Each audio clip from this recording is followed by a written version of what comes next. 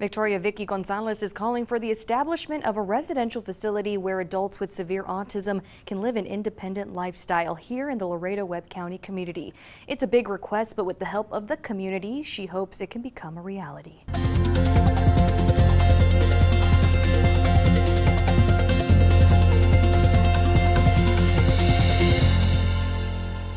This makes it hard really to enjoy life, thinking what's going to happen to them. And also we want to be able to live in peace and die in peace. It's every parent's fear. What will happen to the kids once we're gone? For Vicky, it's a feeling she harbors every day because her kids depend heavily on her and her husband.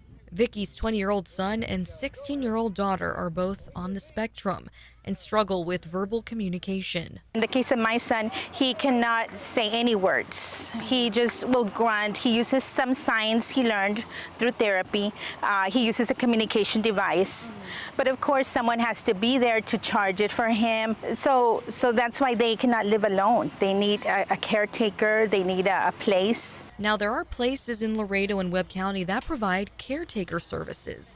But Vicky says she's interested in having a facility that could be a long-term residential home for severe autistic adults that has enough space for activities that'll meet their sensory needs. Aside from worrying about where her kids will end up, Vicky also questions if they'll stay together and if family will visit them. That's why her hope is to keep them together in their hometown, which has their family all around. It's because the ones that don't get any visitations are usually the ones that get neglected or abused. I mean, it's very difficult when they cannot speak to express anything.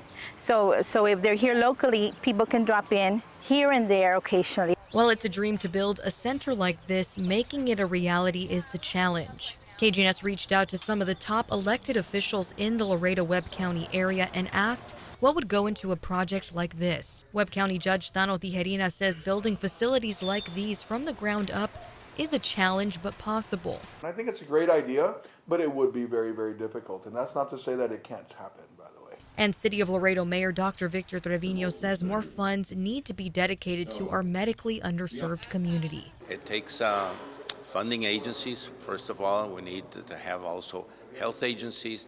We need to get all the areas involved to make a facility like this. Lastly, District 28 Congressman Henry Cuellar, who is co-chair of the Congressional Autism Caucus, says the federal government can provide grants to these types of projects. I can come up with some money that can help either for a construction, but the community needs to tell me this is what we need to put this earmark at.